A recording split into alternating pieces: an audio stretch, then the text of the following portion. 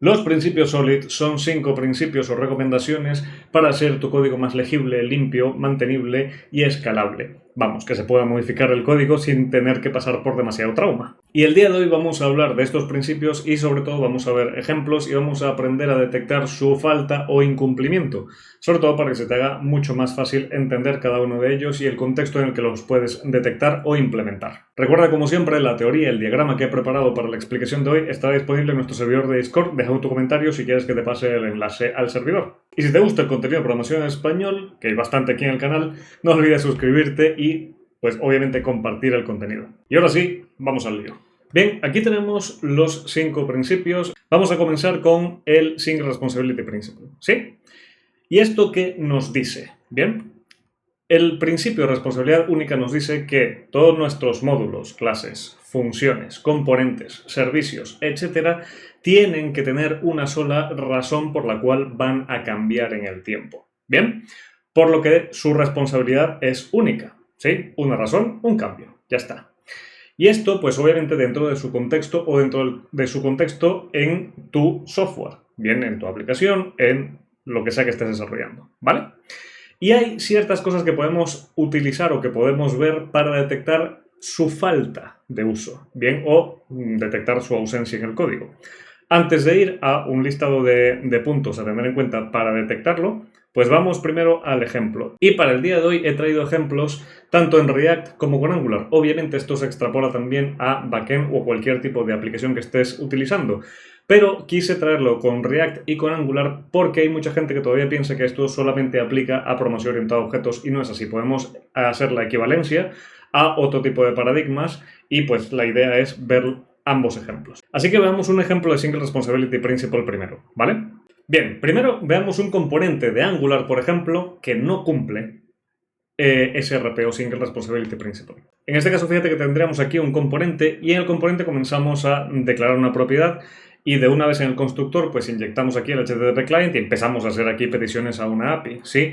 Además de la petición en sí misma, hacemos un map y filtramos todos los datos de esa API, ¿vale? Nos suscribimos a ello y además por aquí abajo tendríamos, o bueno, no por aquí abajo, sino ya en la parte de HTML del componente, pues tendríamos todo lo que es la visualización, perdón, de los datos, etcétera, etcétera, etcétera, ¿sí? Fíjate que hace aquí un montón de cosas. Entonces, ya cuando vemos que está haciendo un montón de cosas, es decir, se está suscribiendo aquí a la llamada a la API, la está haciendo dentro del componente visual y además está filtrando, fíjate que ya hay varias razones por las que puede cambiar. ¿Qué pasa si yo quiero aplicar otro filtro que no sea nada más el stock mínimo, ¿no? Si yo quiero aquí aplicar alguna otra cosa, entonces tengo que cambiar el componente. Pero además, si yo quiero cambiar la vista del componente, también lo tengo que cambiar. Si yo quiero ahora, pues, cambiar el endpoint, bien, al que va a ser la llamada, bien, porque por X razón cambió la API, ahora es API V2 o lo que sea, tengo que volver a cambiar y fíjate que siempre se está cambiando el mismo componente. Entonces ya por ahí puedes detectar que no tiene una responsabilidad única. Aplicando esto, pues podríamos, para empezar, tener una Product API, bien, con un método list que simple y llanamente vaya y haga la petición HTTP a products, bien. Además de eso, podemos tener un service que tenga un método específico para hacer el filtrado de los productos en stock, bien. Y así, pues si yo quiero cambiar el filtrado, pues puedo cambiar este servicio nada más agregando algo o no, bien, o cambiando directamente el método. Y por último puedo tener el componente que inyecta el servicio, sí, lo utiliza y solamente se encarga de mostrar los datos ya filtrados, si es que así nos interesa, y si no, podemos inyectar la API, bien, el servicio que llama solamente la API, y mostrar todos los productos sin filtrado, ¿vale? Y solamente sería un cambio en el componente. Y en caso de que queramos cambiar, pues ya a nivel de filtrado, pues venimos aquí, en caso de que queramos cambiar la parte de la API, pues venimos aquí. Así que fíjate que esta segregación de hecho te facilita mucho el cambio, cada cosa tiene su responsabilidad y pues obviamente también es más fácil testear todo. Bien, porque puedes testear por separado el Product API, el Product Service o el Product Component. Y lo mismo pasa por aquí en React. Supongamos que tenemos aquí un JSX, un dashboard JSX o TSX, da igual, bien. Y tenemos aquí pues un montón de cosas. Tenemos el manejo de una lista y de los filtros a través de states. Tenemos un useEffect que hace un fetch a la API de users. Además de eso, pues comienza aquí a filtrar los usuarios donde el rol sea distinto de admin. hace el set de la lista para mostrar y de paso retorna todo lo que es la plantilla con, obviamente, los filtros, ¿bien? Y maneja por aquí lo que es la muestra, ¿sí?, del listado de usuarios filtrados aquí mismo en la plantilla. Entonces fíjate que aquí volvemos a lo mismo. Tenemos muchísimas cosas que está haciendo el mismo componente. Si vamos a cambiar algo, tenemos que venir aquí al dashboard JSX y empezar a cambiar cosas. Si segregamos esto, para que cada cosa tenga su responsabilidad, pues tendremos un user API, por ejemplo, que haga el fetch solamente. Tenemos un hook, por ejemplo, un use users, ¿vale?, que haga, pues en este caso, el filtro para solamente obtener los usuarios que no sean admin. Tenemos un user list, que es un componente visual que solamente muestra un listado de usuarios, y ese componente visual lo llamamos desde el componente dashboard, que ya pues podemos decir que orquesta un poquillo las llamadas a donde tenga que hacerlas. Por ejemplo, al hook de users, al tema de utilizar la API para obtener el filtrado y obviamente aquí llamando al componente, ¿bien?, para solamente mostrar el listado de usuarios. Entonces, teniendo estos ejemplos en cuenta, podemos decir que el principio de responsabilidad única no se cumple cuando la función hace varias cosas, o el componente, o la clase, o lo que sea, hace varias cosas. Para cambiar, por ejemplo, lógica de negocio, tengo que cambiar el componente de UI, y ahí detectas que el componente de UI está haciendo más de una cosa. Entonces, tienes que aplicar el principio. La clase, por ejemplo, gestiona más de una cosa. Por ejemplo, una clase que envía emails, valida formularios, se conecta a la base de datos, hace transformaciones de datos, etcétera, etcétera, etcétera, pues ya puedes detectar que esa clase no está cumpliendo con el principio de responsabilidad única. O también, cuando estás haciendo los tests, te das cuenta que necesitas más de un mock para poder testear una misma cosa, una misma función, una misma clase, un mismo módulo. ¿Bien? Entonces aquí también detectas que necesitas aplicar el principio de responsabilidad única. Vamos ahora con el segundo, que es el principio de abierto y cerrado, o el Open Close Principle. Y este principio nos dice que el software debe estar abierto para extensión, pero cerrado para modificación. Es decir, que se puede añadir un nuevo comportamiento si lo necesitamos, que esto, si ya llevas tiempo desarrollando, sabrás que se cumple bastante, o sea, que siempre hay algo nuevo que agregar, ¿bien? Pero agregar este nuevo comportamiento no debería de llevarnos a editar un código que ya funciona, ¿vale? Poco ambiguo, vamos a ver el ejemplo. Por ejemplo, tenemos aquí un inyectable de Angular, ¿sí? Puede ser un servicio, puede ser cualquier otra cosa, que tiene aquí un método sendNotification, ¿vale? Y recibe un tipo y un mensaje. Entonces aquí comenzamos con la cosa que se pone fea. Tenemos aquí un if y si el tipo es email, esto también puede ser un switch, por ejemplo, y si el tipo es email, pues hacemos o implementamos el envío de email. Si es un SMS, implementamos el envío de SMS. Y si no, pues no reconoce el tipo. Ahora imagínate que necesitamos agregar aquí pues otro tipo de notificación, ¿vale? Por ejemplo, personal. Tendríamos que venir aquí al código que ya funciona, meter aquí en el if otro else if, validarlo e implementarlo. Mal asunto.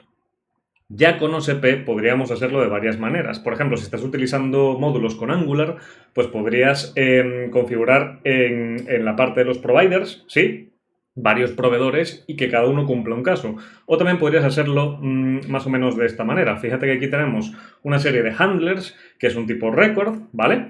Y tenemos por aquí un objeto que tiene un email y pues obviamente la implementación de send email, un SMS y la implementación de SMS, ¿vale? Y aquí tenemos un send notification, bien genérico, que recibe el type y el message. Y lo que hacemos es buscar, ¿vale?, el key del objeto en los handlers. Entonces, si aquí el tipo es email, buscamos aquí en los handlers y esto irá por aquí y ejecutará esto. ¿Bien? Lo mismo con SMS. Y así, si tenemos que agregar luego más funcionalidad, simplemente tenemos la implementación y la agregamos a este objeto, pero el sendNotification como tal no va a cambiar, que es obviamente quien orquesta o quien llama a quien tiene que llamar dependiendo del tipo y del mensaje. Si lo vemos en React, pues tenemos aquí poco más de lo mismo. Tenemos una función notification con una validación con ifs o else ifs. En cambio, podemos coger aquí el objeto y dependiendo de la notificación que queramos enviar, pues aquí buscará el key que le corresponde en el objeto y ejecutará o renderizará lo que sea que haya aquí adentro. Y así, si queremos agregar un nuevo comportamiento, simplemente tenemos que modificar el objeto, pero la implementación queda igual. Así que no tenemos que cambiar código funcional. Hay varias formas en las que puedes implementar esto, pero lo que me interesa aquí es que entiendas el concepto. ¿Y cuándo podemos detectar que esto se incumple? ¿Vale? Por ejemplo, como lo hemos visto aquí, cada vez que hay un nuevo flujo o un nuevo tipo de flujo o una nueva implementación o lo que sea que haya un requerimiento nuevo, bien, tocas un switch o un if, o básicamente una anidación de validaciones para decir, bueno, mira, ahora se viene por aquí, así que hago esto otro, ¿vale? Esto puede ir increciendo forever y pues obviamente el código va a quedar bastante feo mientras más vaya creciendo. Así que cada vez que veas una cosa de estas, ya sabes que no se está cumpliendo el principio abierto-cerrado. El próximo en la lista es el principio de sustitución de Liskov. Y esto nos dice que las subclases o implementaciones, bien, deben poder sustituir a sus clases base o interfaces sin alterar el comportamiento esperado. ¿Qué quiere decir esto a grandes rasgos? Que si tú tienes un contrato, bien, y alguien está tratando de implementar ese contrato, no lo debería de romper. Bien, sea una clase o sea una subclase. Es decir, que si yo tengo una clase que quiero implementar y luego la quiero sustituir por otra, esa clase debería de, por ejemplo, implementar una interfaz que le obligue, bien, a cumplir con un contrato para no romper el resto de la implementación, ¿vale? Vamos a verlo a nivel de ejemplo, ¿sí? Tenemos aquí, bien, un ejemplo sin principio de sustitución de Liskov. Tenemos un data service, ¿vale? Que simplemente retorna, bien, un tipo array de datos o de data, ¿vale? A través de una llamada HTTP. Y tenemos aquí un mock service, ¿bien? Y fíjate que aquí rompe lo que es el contrato. ¿Por qué? Porque este fetch all retorna un observable de este array de data, mientras que el mock service retorna directamente el array de data, no retorna un observable. Y esto obviamente va a dar error. Cuando quieras probar esto con el mock, se va a dañar, o sea, va a tirar un error. ¿Por qué? Porque no está retornando lo que se espera. En cambio, si implementamos LSP o List Substitution Principle, tenemos aquí una interfaz, sí, con un método fetchAll que tiene el contrato de retornar un observable de un array de data, ¿vale? Tenemos aquí la implementación en el data service, bien, que implementa data service, y si tenemos también un local o un mock data service, implementamos el mismo contrato y así nos aseguramos de que nadie rompa nada, ¿vale? Vamos ahora al ejemplo con React. Si no lo cumple, podemos verlo, por ejemplo, aquí tenemos el useData que retorna una tupla data y setData, ¿vale? Y si tenemos un useMockData que retorna un objeto data setData, fíjate que aquí el retorno ya rompe el contrato, ¿sí? Estoy tratando de mockear algo y estoy retornando algo que no debería retornar porque la implementación original me dice, mira, tienes que retornar una tupla, no un objeto. Si venimos aquí y lo implementamos bien, ya tendríamos que retornar lo correcto, ¿vale? Y así nos aseguramos de que todo el que esté implementando el contrato lo implemente bien. Ahora, ya me dirás, Pedro, pero en React no tengo clases para extender o implementar una interfaz. No pasa nada, hay librerías en React que te permiten validar, por ejemplo, los props, ¿sí? Las propiedades que tú metes a un componente. Entonces, esa validación de propiedades, pues justamente hacen la forma de contrato para asegurarte de que los props que van a llegar son los que vas a utilizar y pues nadie debería de romper esa lista de propiedades al utilizar tu componente. ¿Y cómo puedo detectar que no se cumple el principio de sustitución de Liskov? Pues básicamente tenemos errores de tipo retorna X en vez de Y, es decir, que retorna algo que no debería de retornar, como lo vimos en el ejemplo. Tenemos excepciones por falta de implementación de un contrato, ¿bien? O tenemos comportamiento roto tras sustituir la implementación, es decir, tras cambiar una clase por otra. Por ejemplo, una clase por un mock, cuando vas a testearlo. Bien, si tienes ahí un error o tienes un comportamiento que no estás esperando, o sea, rompe el flujo de tu aplicación, es porque no estás cumpliendo con esto. Vamos ahora con el Interface Segregation Principle. ¿Te ha pasado que tienes una interfaz sumamente grande con un poco de métodos y propiedades y de repente empiezas a ponerlas todas como opcional? No, mira, esto lo voy a poner como opcional, esto también, esto también, esto también. ¿Por qué? Porque tengo varias clases, bien, o tengo varios sitios que no usan todas las propiedades, sino que usan partes de ellas. ¿Bien?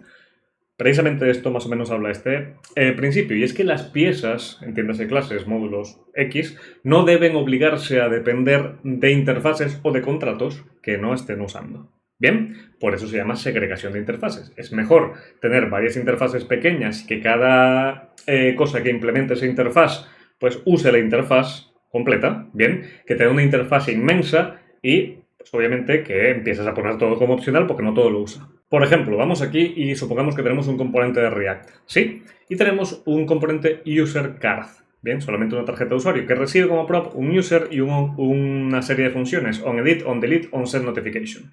¿Vale? Y tenemos un componente aquí que retorna pues todo esto con las funciones y botones que en cada un clic pues ejecutan esas funciones. Ahora, supongamos que yo quiero solamente mostrar los datos del usuario. Aquí estaría obligado, si quiero usar este mismo componente, a pasarle algo para esto. Lo use o no lo use. ¿Bien?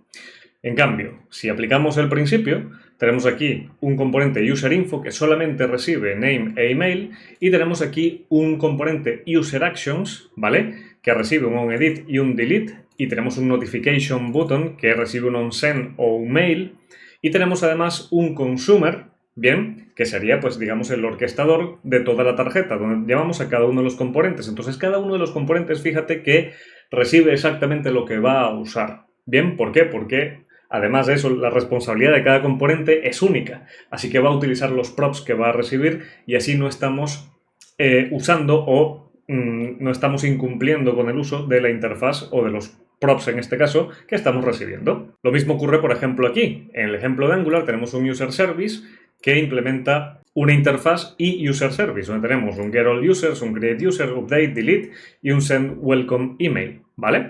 Tenemos aquí esta clase y puede que no necesitemos implementar todos estos métodos, ¿vale?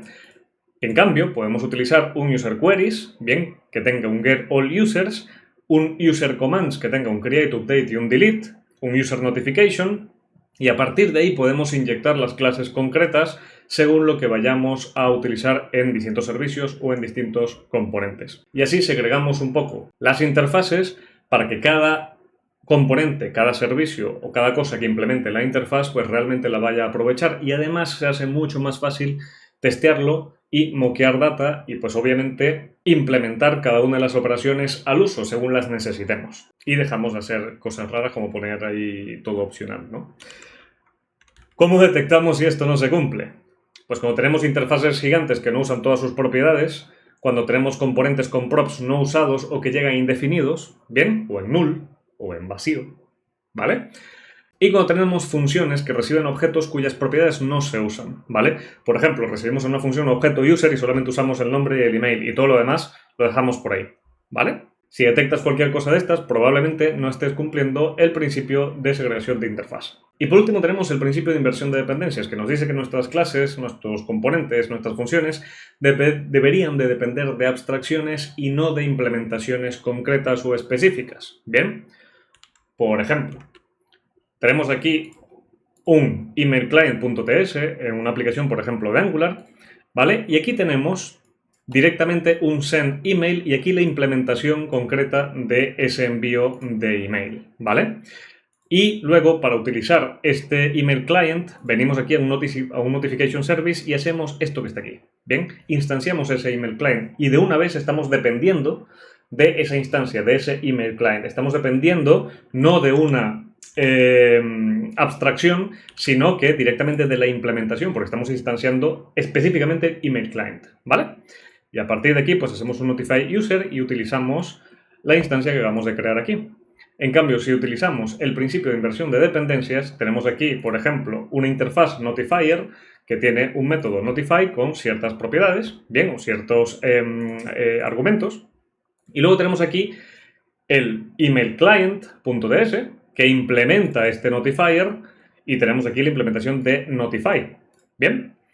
Y aquí podemos venir en un mock client, fíjate que tenemos un email client y un mock client y podemos también implementar notifier e implementar el notify, ¿vale? Y podemos aquí hacer cosas varias, pero está implementando una misma interfaz. Y por último, un notification service, podemos proveer la dependencia que mejor nos interese. Y aquí podemos inyectar directamente mock client o podemos inyectar email client, porque ambos implementan la misma interfaz notifier, que es lo que estamos esperando en nuestro constructor de notification service. Es decir, aquí no estamos anidando la implementación específica de la clase, sino que estamos valiéndonos de una abstracción, que en este caso es notifier. Cualquier cosa, bien, que recibamos aquí de tipo notifier o que implemente notifier nos vale, porque sabemos que va a tener este método notify. Bien, y aquí pues ya podemos recibir lo que sea que recibe el método y ejecutarlo. Y esto para testear, para moquear o para tener varias implementaciones o incluso utilizar ciertos patrones de diseño nos viene genial. Porque no estamos, repito, dependiendo de una implementación concreta, sino que estamos dependiendo de una abstracción. Y cualquiera que implemente esa abstracción puede pasársela aquí al constructor del servicio y se puede utilizar. O se le puede inyectar al servicio y se le puede utilizar. En React, ¿cómo sería? Pues tenemos aquí que, por ejemplo, dentro del useEffect dependemos directamente de fetch. Bien, y tenemos aquí una llamada API orders, etcétera, y tenemos aquí el componente. Con inyección de dependencias, bien, la dependencia se cargaría en este caso por prop. No sería un constructor de una clase, sino que sería directamente por el prop. Recibimos un fetch orders y esto pues obviamente retornará, por ejemplo, una promesa. Bien, y aquí podemos pasarle por prop cualquier cosa, bien, que retorne una promesa, sea a través de fetch, sea a través de Axios, sea a través de lo que sea. No dependemos directamente, o nuestro componente no depende directamente de fetch, sino que aquí su orquestador puede pasarle por prop, por ejemplo, un servicio que tengamos que implemente Axios o que implemente fetch o que haga la llamada por X vía, ¿bien? Siempre y cuando, pues obviamente, retorne una promesa. ¿Y cómo detectar que esto no se cumple? Por ejemplo, cuando estamos trabajando con clases y hacemos una instancia directa, por ejemplo, un new X, ¿vale? Ya podemos intuir que no se está cumpliendo con esto. Necesitamos reconfigurar un módulo, por ejemplo, para probarlo, para hacer tests sobre él o para moquear su funcionamiento, o importas y creas dependencia en lugar de inyectarlas o recibirlas. Es decir, haces, por ejemplo, en Angular un import X, bien, y dentro de tu clase haces un X es igual a new lo que importaste, ¿vale? En vez de recibir por constructor o utilizar el inject y recibir lo que sea que quieras inyectar allí, dependiendo, repito, de una abstracción y no de la implementación específica. Y estos son básicamente los principios Solid. Bien, antes de irnos, ¿sí? Aclaración aquí y un poquillo de vista a la realidad, ¿vale?